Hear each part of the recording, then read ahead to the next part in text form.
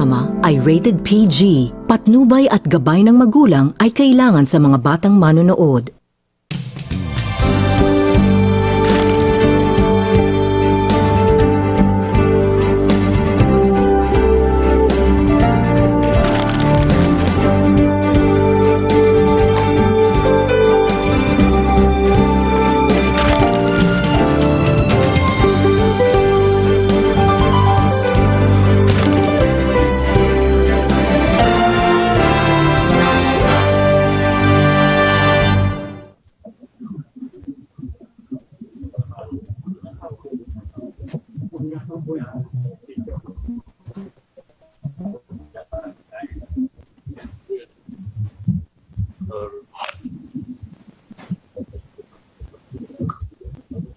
Pait.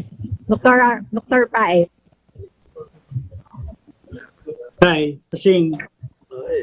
Kumusta? Asing, saan ka galing?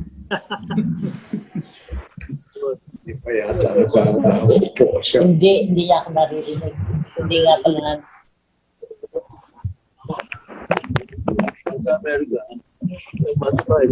Kapatid ko yun, Sasa.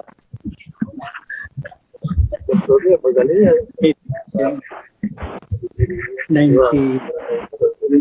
91 years old. Ano ba? Okay. Depressed. Hello?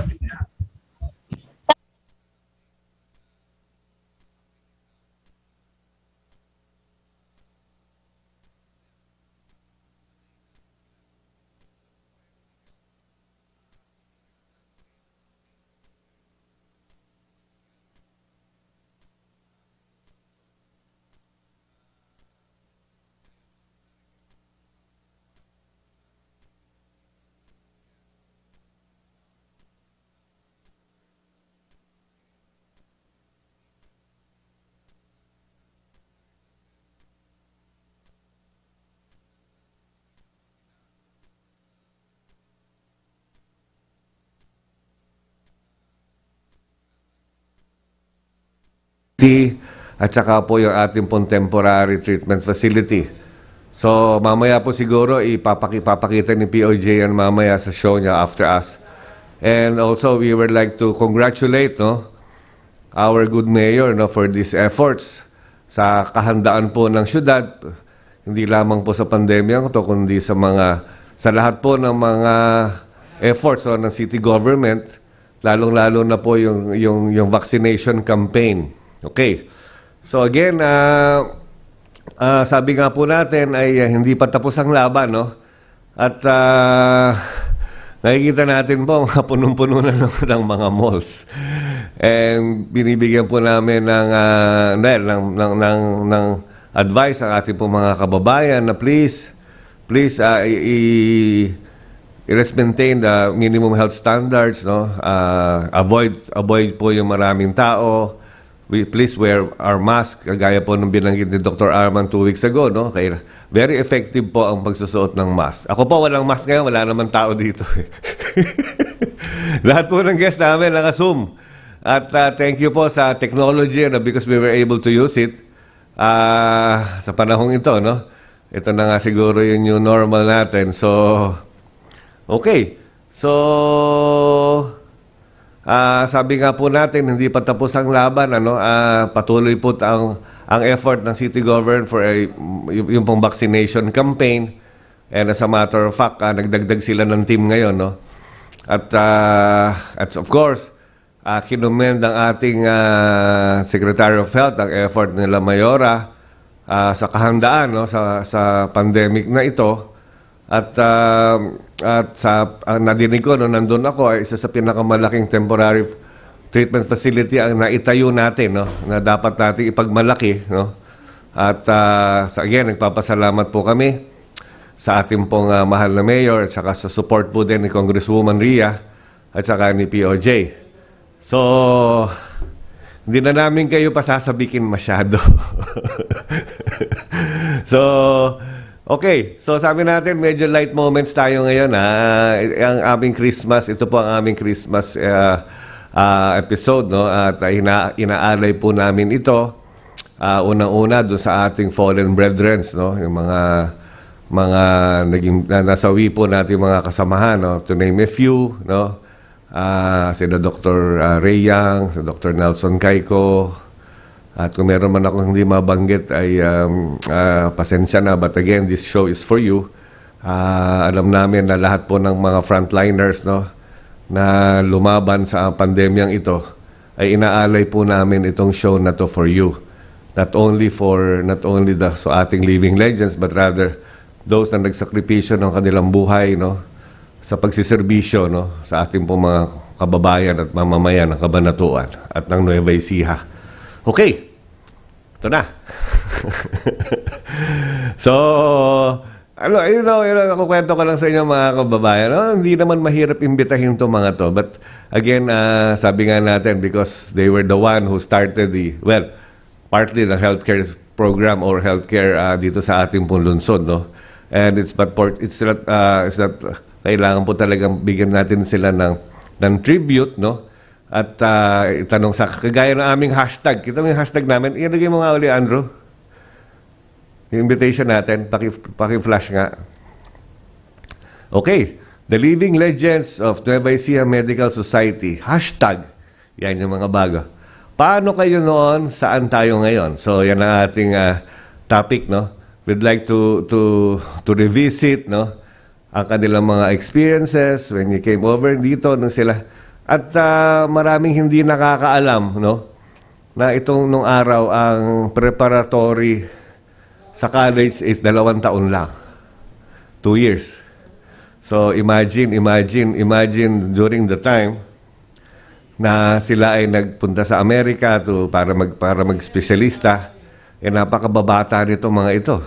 So we'd like to ask their experiences on how it was before, no? And then, okay, unahin muna natin ang ating resource person, no? I would like to welcome Dr. Florino Francisco, our prolific writer and very good, excellent doctor, pediatrician. Hi, Tito Ronnie, good morning. Hello? Hello, good morning. Tito Ronnie, good morning. Hi, good morning. Looking good, ah? Anyway, Tito Ronnie, thank you very much for accepting this invitation, no. And gusto ko lang sana itanong sa iyo, Tito Ronnie, paano ba nag-start ang Nueva Ecija Medical Society? At alam ko nung guest ka namin dito way back before the pandemic, and you were able to give us a brief history then ng Nueva Ecija Doctors Hospital, how it come into being, no? And also how was it before, no? Tito Ronnie. Okay. As late as 1981, walang formal history ang Nueva Ecija Medical Yes. Society. Uh-huh. Nagkataon naman noon, presidente si Dr. Francisco Marcelo.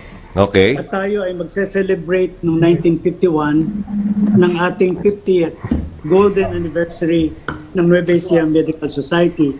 Kaya lang, wala tayong formal history. Kaya nga, si Dr. Marcelo, ini-request niya ako na gumawa ng history ng Nueva Ecija Medical Society. Doon nag-umpisa yun. At wala tayong written history, formal written Okay. history ng Medical Society. Kaya hindi ako nagtutulong kay Dr.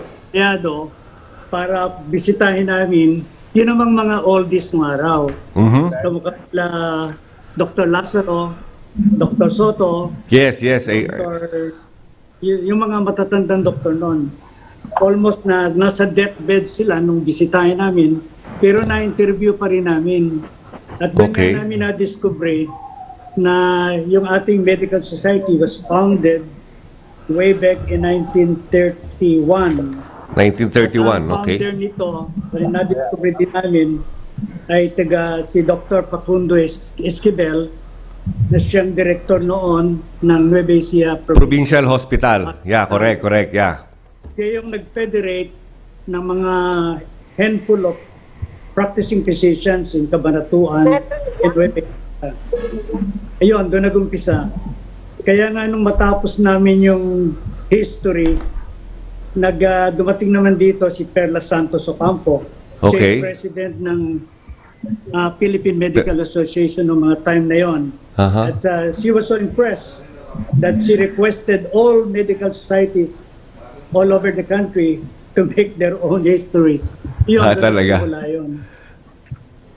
Okay, Tito Ronnie, it's a good thing that yun nga, you were able to, with the effort ng ating po mga past presidents, including Dr. Marcelo and Tita Belen, to come up with our own history, and then from then on, naging na-institutionalize na. Ibig sabihin, nagkaroon na ng rundown hanggang sa present time, no? Nagsimula noon. Nagsimula na, okay. So again, we'll like to introduce also the other guests, no, natin ngayong maga. Okay, I would like to welcome Dr. Connie and Tito Edwin Argonza. Hello, good morning. Good morning. Asan ako? Hi, hello. Tito Edwin, looking good, ha? Tita Connie, Oh, thank you. mukhang nagpa-parlor ka pa. Hindi.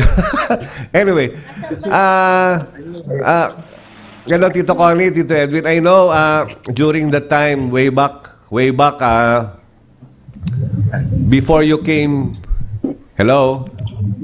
Can you hear me? Can you hear me? Yes. And again, sabi ko nga kanina, it's an honor to have you here and as a tribute. And alam naman ng lahat at kayo nag-start ng training program ng Paulino Garcia sa Department of Surgery and Department of OB. And I'm very glad that I'll be part of that program, no?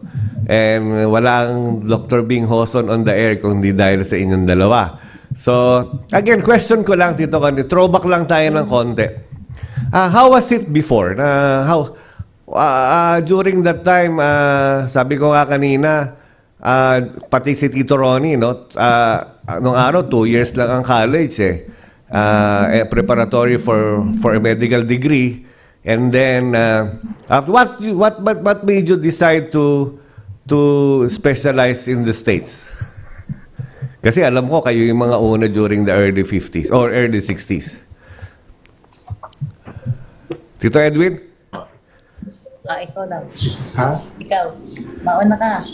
But, Ikaw. Go. Well, we decided to come home No, what made you decide to go? to the States. yeah. Well, it was then the Exchange. trend that all graduates, mostly all graduates of medical schools here, wanted to go to the States. So I decided to follow.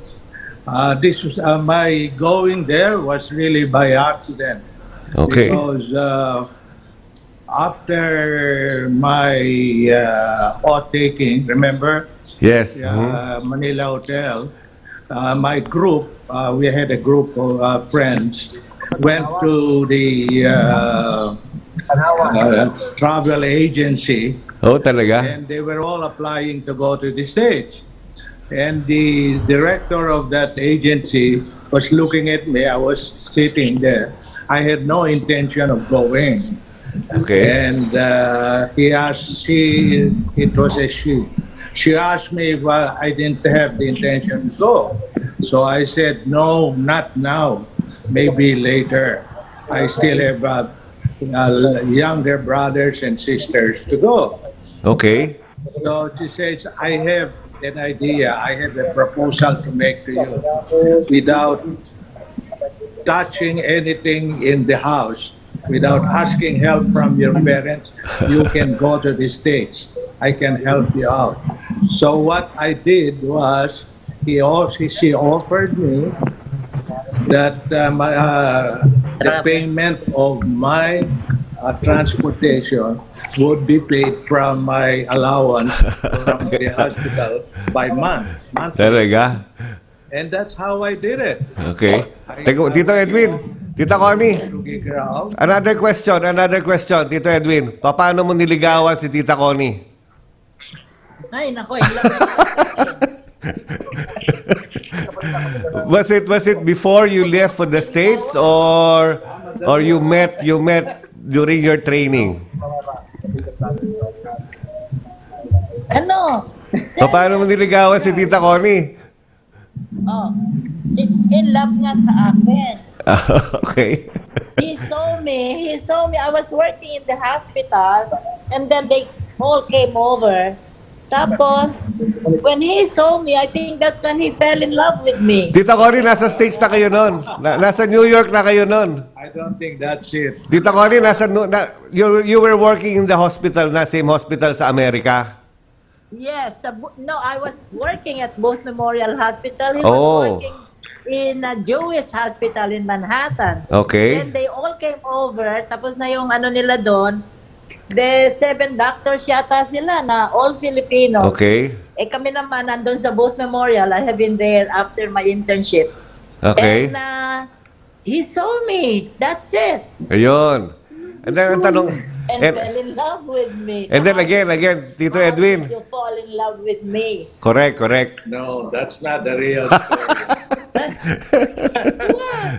Anyway, I mean, you mentioned about Booth Memorial, and I was very lucky, no? Hindi ko napapalitan yun. Tito Edwin, I was very lucky in having a mentor like you.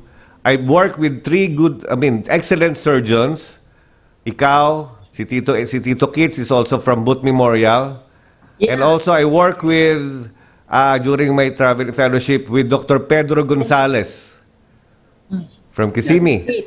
Yes, and I was very fortunate. To work with you guys, with all excellent surgeons, and that what molded me and I am now. No, thank you very much. This is my just to thank you.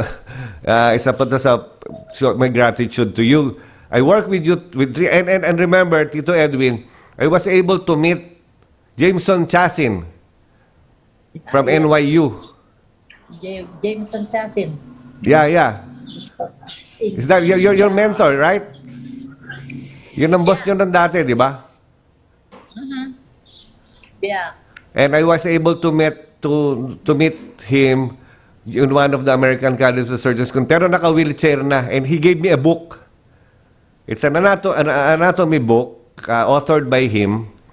Nakalagay doon NYU University. Because Booth Memorial is part of NYU. Am I right? Yes. And na-meet ko yung boss mo, Yeah, Tito Edwin, yeah. And then I was very fortunate, sabi ko nga, to work with you. And okay, punta naman tayo doon sa dalawa. Tito Sito, hello. Sito naman. Hello. Before we can run down the achievement of the Nueva Ecija Medical Society. Hello, Tito Sito, good morning. Good morning, Doc. Good morning. Hi, hello. Looking good. How are you? Looking good. Ah. Looking good. Oh, well, thank you. Mana ako sa iyo. You dress well eh. Mga kababayan, mga nanonood, alam nyo, si Dr. Santarina is one of the best dressed doctors in town. Sabi nga, dyan ako nagmana.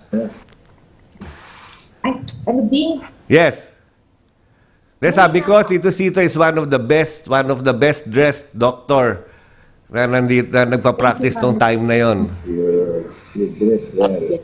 Thank you. Thank you. Yeah, thank you. Diyan Yan na- ang aking kasi yung bata pa ako, well-dressed. Yan ang aking Yan. weakness. Yes. Hindi, mana ako sa'yo eh. Anyway, Tito Sito, any advice to the new doctors now? Meron ka ba may bibigay na advice sa mga bagong doktor ngayon? I know, you've been practicing urologist. Ikaw lang ang urologist dito for the past 40 years, I think. May anak ko. Ha? Then you doctors now. Advice, Dad. Advice to the young doctors. Well, in the first place, you should be compassionate to your patient. Correct. Don't take money as your consideration in the treatment. Hindi yung magkano masisingil mo. Tama, tama. Ako at that time, basta, although, huwag naman masyadong argabyado, pero manage naman at may preference is service to the sick. Yan din ang aking pangaral sa aking anak. Kaya ngayon, I hate to say, but I have, although I have two sons, one is, Alex is my son. Yes, And yes. the director of the Nueva Ecija Doctors Hospital. God is blessed. God blessed another son, Lorenzo Santarena the third. He is also in the field of Nephrology. kidney diseases. He Yes. is a nephrologist, and at the present time, he is the director of a hospital in North Carolina. Correct, correct. I am happy to tell you about the history of my family, and I'm also my son Alex. I'm happy that he's married to a pediatrician, Joseph Lau, who is also a pediatrician. Okay na, Dad. Okay na. Okay, pamangkin mong pogi, hindi mo binabanggit. Yung pamangkin mong pogi. Ano? Si Bing, hindi mo na binabanggit. Si Bing, Oh. hindi mo binabanggit. Of course. Another Santarena.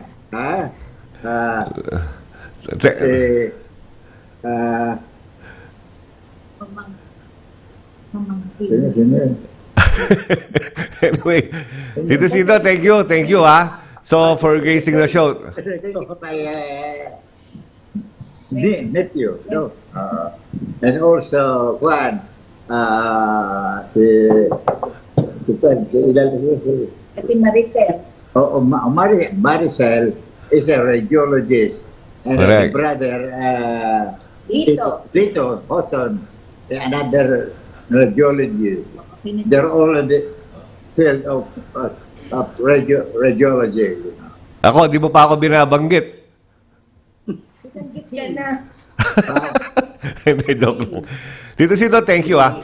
Mga kababayan, yes, kaya po namin sila Sito. Our family is in the field of doctors, If you will know, I hate to say it, two of my grandchildren. Daddy. Okay na. Sito, babalikan kita mamaya. I'll get back to you. We'd like to welcome Tito Aseng. Tito Aseng, good morning. Tito Aseng, good morning.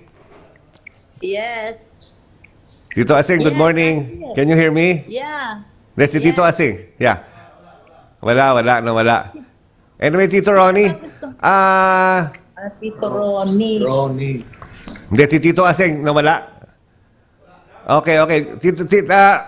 Tito Ronnie, can you give us a brief background? Kasi just to, para sa mga nakikinig, nung araw kasi dito po sa ating lungsod, iisa lang po ang ospital natin, ang tawag po dito ay Nueva Ecija Provincial Hospital, At during that time, bibigyan ko lang po kayo ng konting backgrounder. During that time, isa po sa mga unang-unang maternity hospital dito ay yung pong St. Nicholas Maternity Hospital. Gusto lang din po natin bigyan ng tribute, ang mga doktor po na nagtayo nito ay sila Dr. Nicolas de Guzman. Pakibagay yung pinagay sa Andrew picture. Hindi yan. Hindi yan yung binigay ko sa iyo sa messenger mo. Hindi yan. No, hindi yan. Sige ba, ramdaman mo pa. Yan, si Dr. Nicolas de Guzman. And of course, sila po yung mga guys na naiwan dito during that time na may sabi nga ni Tito Edwin before, na may mga exodus ng mga newly graduates from medical schools to go to the States. Sila po yung mga naiwan dito. Sila nila Dr. Morales, si Dr. Tiar, tsaka si Tita Mising. Paki po yung picture. Yung susunod dyan. Yan, si Tita Mising, isa po siyang practicing obstetrician. Alam ko si Rainier yung hawak-hawak niya eh. Anyway, so, Tito Ronnie, ang question ko lang sa inyo, during that time na, during that time, what made you come back? Dito sa Pilipinas, sa atin. After your training sa Boston, what made you come back? Din na ang tanong ko kila Tito Connie mamaya. Yeah, nasa Boston ako noon. Okay. Tapos na yung aking fellowship sa Harvard Medical School. Ang plano ko noon, magpatuloy doon. Gaya yung ginagawa ng kami kasamahan ko. Okay. Kaya lang, nagkaroon ako ng isang tatay na ultra-nationalist. Oh, yeah. Ang Correct. sabi niya sa akin, hindi ka kailangan dyan. You are not needed there. You are needed here in Cabanatuan. Nung mga panahon na yon, mga dutiful ang mga anak, sumusunod sa magulang. Kaya, bigla akong nauwi after 5 years, noong 1970. Okay. Ayun. Nung Pero saan mo na-meet si Tita Baby? Kaklase mo ba? Saan mo na-meet si Tita Baby? that's another story.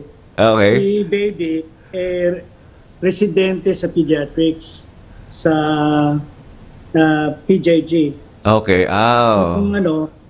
Nung isang Christmas, pinagdala siya ng Christmas card ng kanyang pinsang buo, si Dr. Eddie Pino, na nasa New Jersey na noon. Pinadala sa akin. Doon ko siya nakilala. Dinala niya sa bahay. Yun ang una namin pagkikita.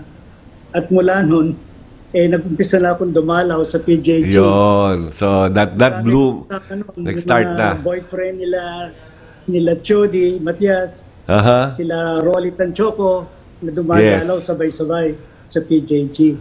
Doon nag-umpisa yun. Okay. Tito Connie, Tito Edwin, what made you decide to come back? I know during that time na may anak na kayo sa States eh. Di ba? Tito Connie? We have... Yeah. Ako What made you decide to come back?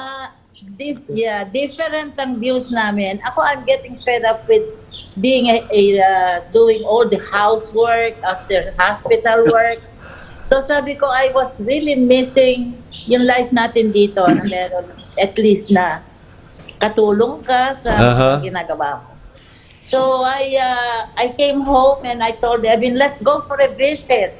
Visit lang kami. I had 2 kids at the time. Yes, I know. And mag-visit kami. Nung nandito na ako, masarap dito sa atin. Kasi dito, pagkakain mo doon, dala mo na yung plato mo, di ba? Para hugasan, gano'n. Kala ko si Tito Edwin ang tagahugas. Oo, sabi ko, yeah, tapos bumalik ako, sabi ko na gano'n, pahingin tubig. Naku, may tubig na dumating, gano'n pa, gano'n. Nabili na ako yun. Si Edwin different yan eh. O ikaw sabi mo. Edwin, why did you decide to come back? Kasi alam ko you've been Actually, I think I missed my family that much that I had to come home and see them, once more. That's how I decided that I think we should go home for a vacation. And that vacation became permanent with the kids. Okay. We stayed on. And Tito Edwin, Tita Connie? Because I got involved in all the community work in Cabanatuan. Talaga. In all organizations. And that's how I became, I felt that I was needed in Cabanatuan. Okay. Natatandaan ko, Tito Connie, you have a friend, si Papa Joe. When I was a kid, di ba? Yung mga... He used to take care. When I had Ned, I was looking for a babysitter and I told Kit, what what will I do with my son? I have to go to work, both of us. Si Kit nga was at that time, Dr. Francisco de Guzman was a resident of Tito Edwin. Yeah, both So memorial. sabi niya, hindi, meron kaming Italian. Yes, So I that is remember. when we went there. Yeah. So sila na, parang inangkin na nga nila yung anak ko eh. And then when we came home, every year he was here. But you know, when he was here, I used to buy ano yung tawag doon? A case of beer every day. He loves to drink, ano ba yung pangalan ng drink ng ating beer? San Miguel. San Miguel, I yes. used to buy the whole case because he doesn't drink water. He just drinks beer Yeah. all the time. Tito Edwin, How I met. Tito Edwin, how do you describe your practice then when you came over during the early 60s? How do you Yeah. describe your practice How here? do you describe your practice at the time when you came home? Well, it was difficult for me, I think, the first 2 years. Uh-huh. Because I could not seem to adjust myself. Kasi tinan nyo, hanggang ngayon, hirap na hirap ako sa Tagalog. Kung hindi conversational, Tagalog lang. But when it comes to serious discussions, I cannot express myself. Let me say something. You know, pag Yes. nasa office siya, I have to be there sa clinic. Kasi merong occasion na sabi niya dun sa pasyente, alam mo, kailangan ka nang ma-opera ng madaling araw.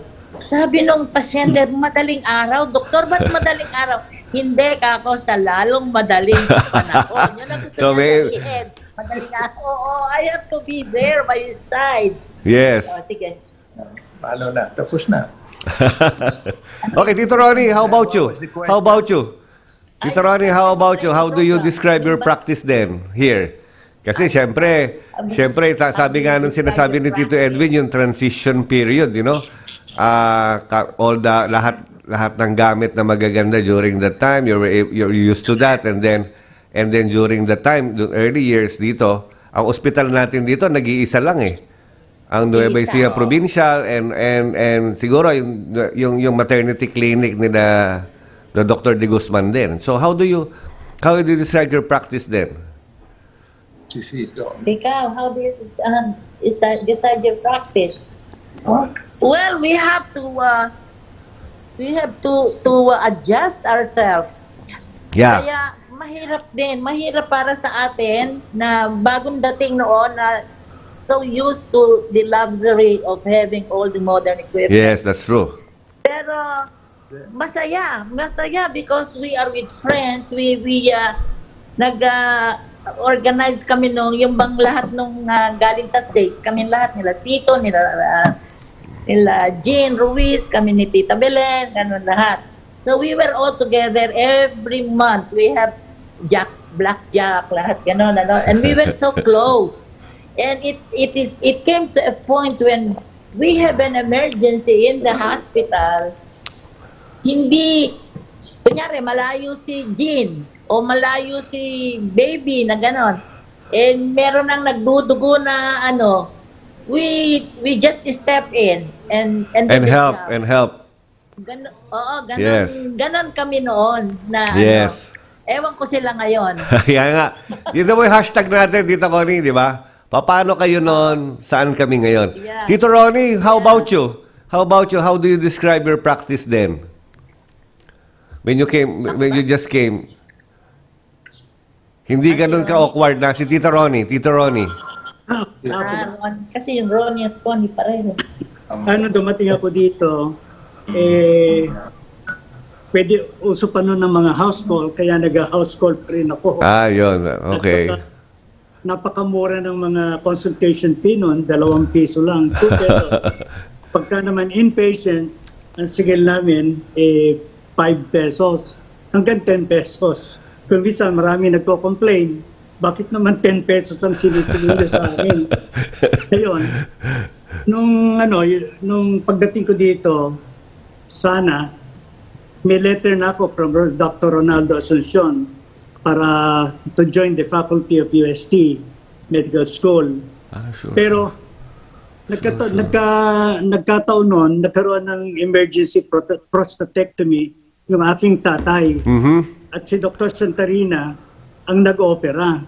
Doon ko nakita yung talagang compassion ni Dr. Santarina. Nagkaroon ng post-operative bleeding si tatay. Okay. At alam mo, doon siya natulog mismo sa loob ng kwarto ni tatay. Para bantayan. Binantayan niya Yeah. talaga. At saka ang ginawa niya, binigyan niya ako agad ng pasyente. You have to join us in the Okay. medical staff. So without any contract or anything, kinuha na niya akong Yeah. staff ng Nevesia Doctors Hospital. Doon nag-umpisa yon. At nagkataon yung binigay niya sa akin, acute meningitis. Talaga. Mabuti naman nag-improve yung pasyente, gumaling within period of 1 week. At noon nga, hindi na ako pinakawala. Kaya ako nasama sa Nevesia Doctors Hospital. So yan po At doon mga ko rin kababayan. doon ko rin nakita yung enthusiasm nila ng mga 20 doctors na yon, foreign medical graduates, na nagumpisa sa Nevesia Doctors Hospital. Kasama na doon yung tatay mo, si Dr. Roson. Pagka Yes. may problema kami, may admission sa PEDYA, takbo kami ni Tita Belen kay Dr. Roson. He was so accommodating naman nung mga time na yon. Mabait siya at laging binabasa yung aming mga x-ray. Yun, doon nagumpisa yun. Okay. So yan po mga kababayan, marami po tayong mapupulot, lalong-lalo na yung mga sinasabi ni Dr. Santarina, no? Yung compassionate, and then of course, yung patient's care, caring, no? Yun na po ang pinaka-importante. Nakakatuwa po marinig ang yung mga anecdotes at kwento nila, no? At so, sabi nga natin, marami tayong mapupulot sa kanilang mga experiences. But before anything else, andyan pa ba si Tito Asing? Hello, Tito Asing, are you there? Nakalag na ba? Wala na? Sige nga, please. So wala. Tito Sito, are you still there? You're still there. Okay. So, we're just giving you some, ipapas-present lang namin yung some of the pictures that I gathered sa coffee book table book coffee table na binigay sa akin ni Alex is to highlights yung mga living legends and how they start. Sino pa yung mga nabubuhay ngayon na mga and also of course and the departed ones na bumuo at humubog sa Nueva Ecija Medical Society during that time. At sabi nga natin, itong mga mandirigmang ito, marami ng gera ang dinaanan nitong mga to, they're still here. Una-una, yung World War II. Pangalawa, itong pandemic na to. And we're very glad to have them here to share their experiences. Paki-rundown nga, Andrew, so that they can see it. And ako na lang ang mag-ano. Okay, that's it. Here are the legends, na all the departed ones who steered the Nueva Ecija Medical Society during their early years. Sabi nga ni Tito Ronnie, although 1931 yan, but again, nung na-organize sila, just to name a few, gusto lang natin banggitin isa-isa. Of course, number one, nasa upper left, si Dr. Hernando Cruz. Okay, he's an obstetrics and gynecologist, na isa sa mga galing din sa States. And of course, si Tita Rosie Santarina, very well-known pediatrician, and also, ang alam ko siya, ang kauna-unahang diplomate or ng American Board of Pediatrics. At galing din yan sa States. Alam ko, sa St. Clair. Tama ba ako? Sa St. Clair. And of course, si Tito Rolly Veneracion, medical director, also from Harvard, also from, John Hopkins, alam ko, from John Hopkins, ang training ni Tito Rolly. And of course, si Dr. Tito Lino Paez, yung father ni Arman, isang very known during that time, EENT ang practice nila. Si Dr. Batangan, hindi ko siya na-meet when I was growing up. At yung pababa, si Dr. Marcelo Diaz, also a well-known surgeon, na naging presidente rin ng Nueva Ecija Medical Society. And of course, my father, hindi nga siya naging presidente ng but he's a very great follower and of course, very committed also sa mga social works na na sinasalihan nila during that time, medical missions, etc. And of course, si Tita Baby Domingo, another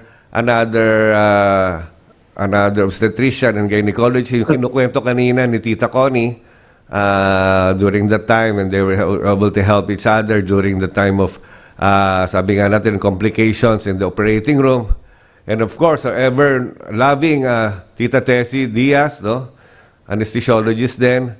At nakasama natin namimiss ko na yung kanyang bacon. Maraming binabanala sa bahay dahil kapitbahay namin. And of course, si Tito Kits de Guzman, sabi ko nga, I was able to work with three great guys, excellent surgeon from Booth Memorial. Si Tito Edwin as my mentor, of course si Tito Kits, and of course another great surgeon from Booth Memorial is Dr. Pedro Gonzalez, no? And of course, Dr. Jaime Pinera, hindi ko siya na-meet eh. Ewan ko kung nasa States na siya or whatever. And of course, si Dr. Candido de Guzman, actually siyang ENT, na as a specialist during the time, siya na yung nakahiwalay na po sa Opta. Next slide. Okay? Tito Ronnie, nakikita mo ba? Oo. Paki-ano nga to, this was the one who started the Nueva Ecija Doctors Hospital eh. Yung susunod na ikaw na nga ang how it all began. Kasi during that time, the vision was really, marami nagtataka bakit ang Doctors Hospital ang layo-layo sa bayan. And pinagtatawanan nung araw, bakit kayo doon naglagay ng ospital? 1969, Yes. buksan ang Nueva Ecija Doctors Hospital. At bago nga naitayo ito, ay maraming nagtataka ng mga taga-Kabanatuan kasi mga 3 kilometers away from the city proper ang site ng Nueva Ecija Doctors Hospital. Ang sabi nga nila noon, ano ba, naluloko kayo? Ba't kayo magtatayo ng hospital dyan sa bukid na napakalayo? At yung road kasi noon, around 3 kilometers away, hindi pa maganda. Very bad roads talaga. Kaya nga, yung mga doktor na ito ay masyadong desidido. At lagi nga tinukot ni Dr. Paez, si George Bernard Shaw, na ganito, some men see things as they are and say why. I dream of things that never were and say why not. Kaya nagpersist sila na itayo yung Nueva Ecija Doctors Hospital sa pangunguna ni Dr. Rolando Veneracion, si Dr. Diaz, si Dr. Marcelo, at yun na nga, hindi nagtagal ay nakilala na mabuti. Ito yung kauna-unahang tertiary hospital dito sa Nueva Ecija. Yan ang story ng Nueva Ecija Doctors Hospital. Okay, if we're going to look at the screen, no? Well, unfortunately, Tita Helen is not with us anymore. But these are all the surviving pioneers. Ito yung mga legends ngayon na nandyan. From left to right, if people can see it, si Dr. Edwin Argonza, of course, si Tito Ronnie, si Tita Connie, Tita Belen, still young at the age of 94 ba? O more? 96. And of course, the debonair, James Bond, Dr. Cito Santarina. And sabi nga natin, it's fortunate, Tita Helen wala na sa atin ngayon. But of course, ang kanyang better half, si Dr. Marcelo. And of course, si Tita Oring, no? Next slide. Next slide. Okay? Yan, si Tito Ronnie, na-pick up ko to sa coffee table book. At just to give a tribute to them. Next slide. Okay? That's Tita Oring, no? We'd like to thank also to give, isa sila sa mga founders at saka isa sila nag-steer no what we are now today, no? Next. And of course yan si Tito Asing and si Tita Helen. Unfortunately, hindi namin siya kasi nakita ko kanina naka-robing sila eh. Mukhang maglilibot yata. But again, we'd like to thank them, no? Sabi nga kanina ni Tito Ronnie, and one of the things that during the incumbency ni Tita Asing is to really come up with the history of Nueva Ecija Medical Society. And it's a great job. And then Sabi nga natin, kailangan balikan natin yung ating nakaraan so that we can learn from it. Next. Of course, another great surgeon, and I was able to, during nung ako'y bata pa, isa sa mga tinitingnan ko itong mga to, na naging role model ko is Dr. Fulgencio Ruiz together with Dr.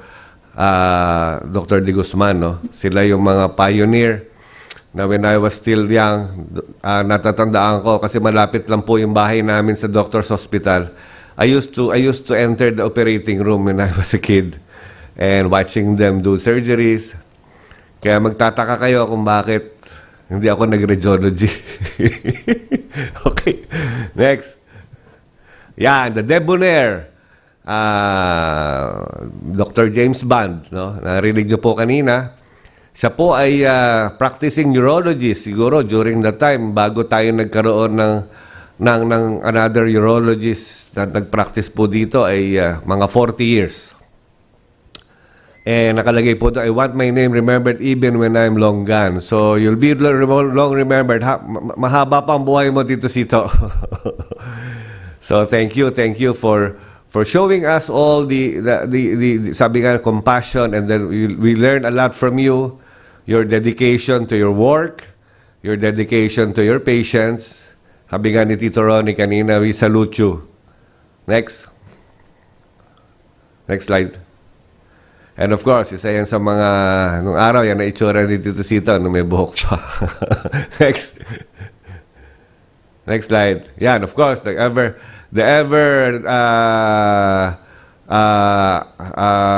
active Tita Belen, no? Siguro marami tayo na nakakakilala sa kanya. Ay siya during the medyo nagpa-practice pa rin si Tita Belen. Isa siya po sa mga binabanggit kanina, no, nila Dr. Argonza at saka nila Tito Ronnie.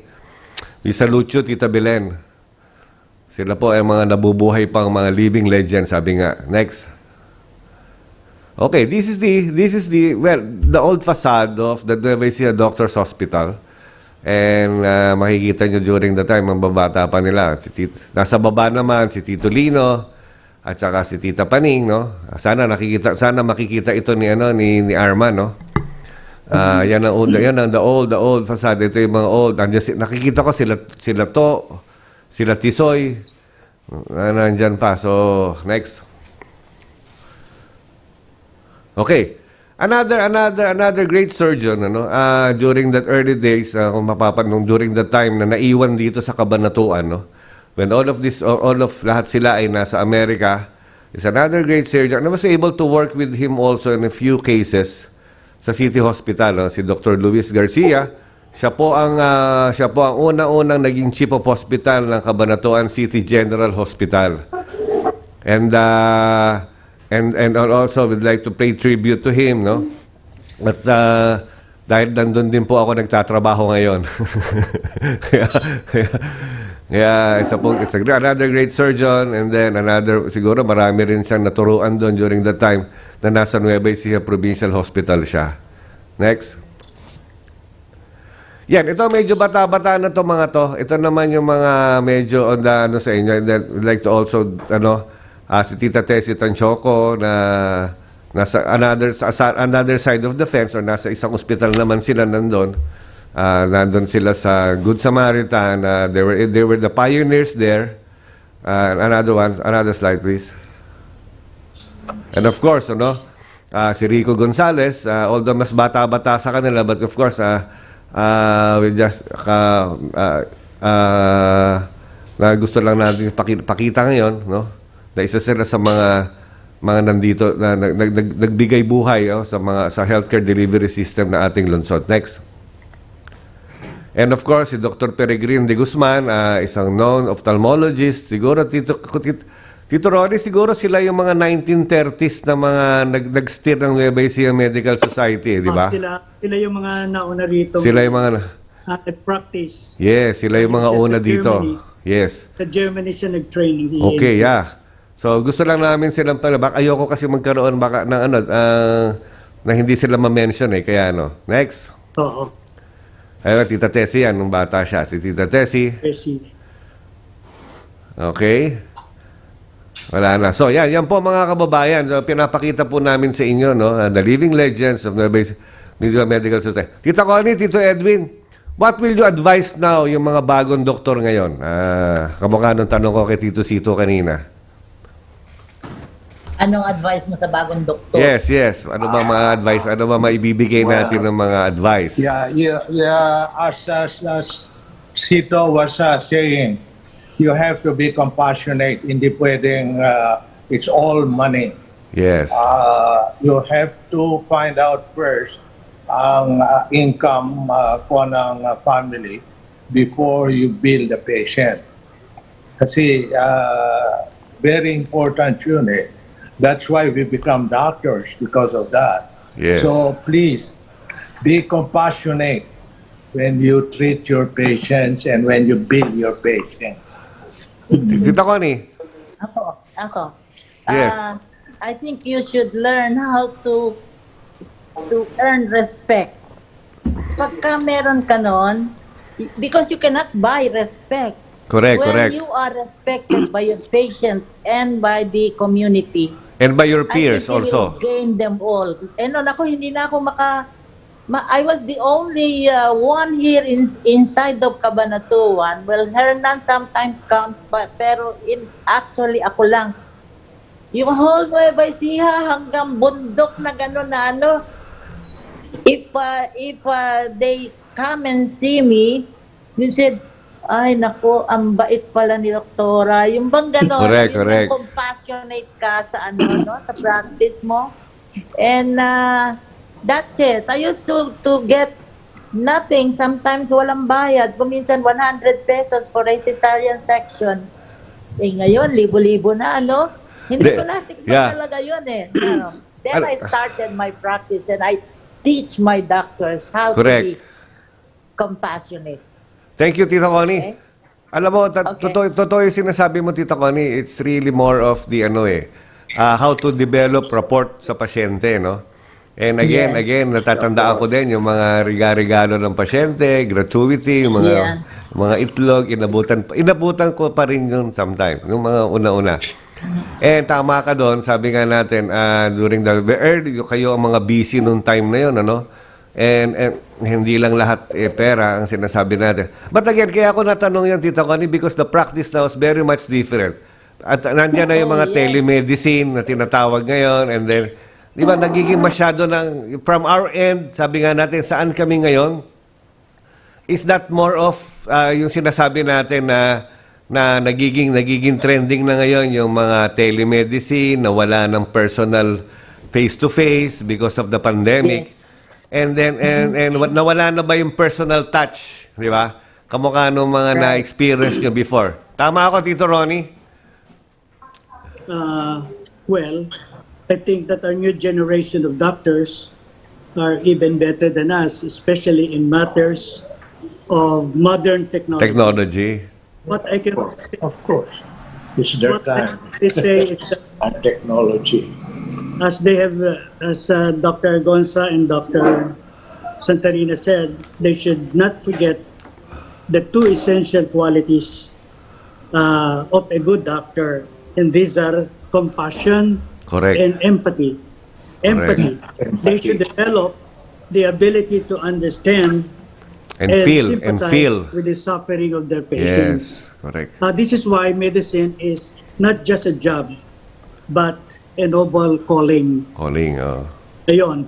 Totoo yan, Tito Ronnie. I agree with you, no? Yes. Actually, it's a vocation, no? Calling and vocation. And thank you very much for that, no? Alam ko, maraming nakikinig ngayon ng mga bata din na kamukha namin can get a lot of things. A lot of good advice coming from you. Tito Sito, are you still there? Are you still there? Sito? Are you still there? Who? Tito Sito, are you still there? Sito. Any Christmas any message again? Christmas message to our televiewers? Christmas message. Christmas message. Christmas message. Ano? Ikaw. Ha? Christmas message. Christmas message. Mag-message ka lang dito. Hindi niya marinig. Christmas message.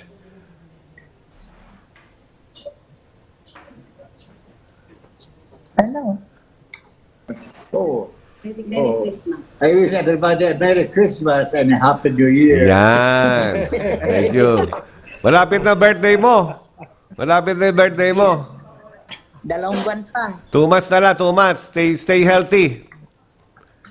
Thank you. A lot of things. Oo. Sa February 11 ang birthday ko. Oh, so malapit ng birthday. Stay healthy and paano yung mga chicks mo dito Sito? Paano na? Paano na yung mga chicks natin? Yung chicks. Yung chicks niya. Paano na? Ano, anong chicks ba? Oh, Alam niya yung bulsa, pinaririnig yung bariya. I see. wala na. Eh, Kailangan nila sa akin. Ilan ba dati? Ilan? Wala. Ba't naputol? Huy. So, Few more. Yep. ilan dito Sito pa ang chicks natin? Ilan pa? Wala na.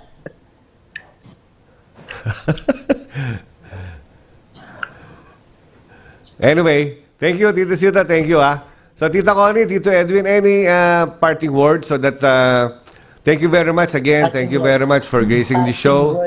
And this show is, sabi ko, this is for you and also for our fallen brethren, no? And we're sayang wala na si Arman eh. Tatanungin sana natin kung what is now happening in the States. But again, meron daw siyang call eh. Siguro next time we will ask him for any updates pagdating sa Omicron. So, Tito Connie, Tito Edwin, thank you very much.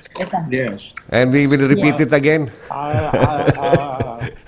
As I was saying to the surgeons of Central Zone, I think it's about time that we do our share in trying to defeat this the ferociousness Correct. of this COVID-19.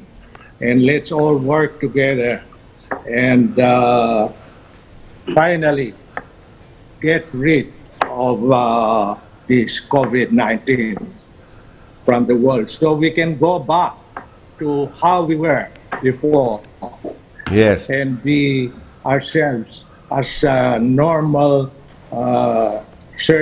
normal physicians again, working normally as before. Yan ang ating new normal.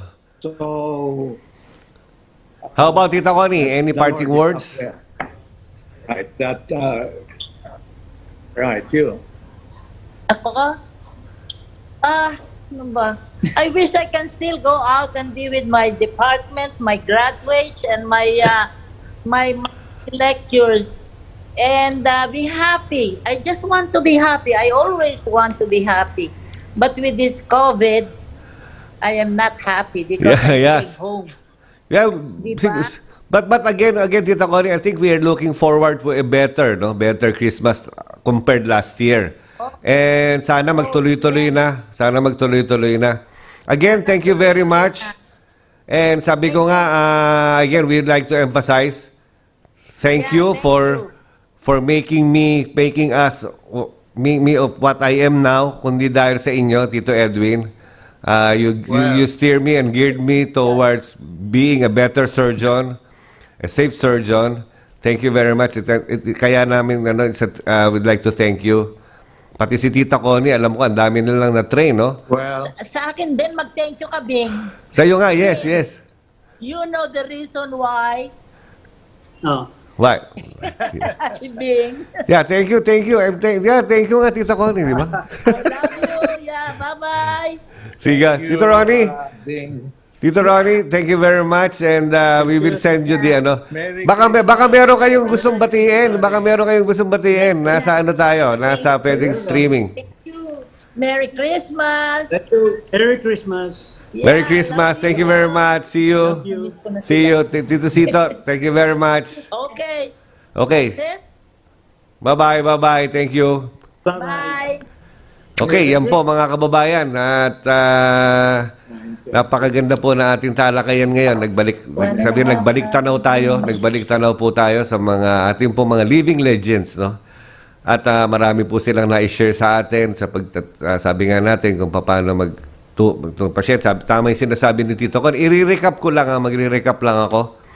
Tama yung sinasabi ni Tito Ronnie regarding compassion and empathy, no? Yan ang mga words na dapat natin siguro alalahanin araw-araw, lalong-lalo na doon sa mga kamukha namin na tumitingin, no? Na nagkakalinga ng mga pasyente natin pang araw-araw naming gawain.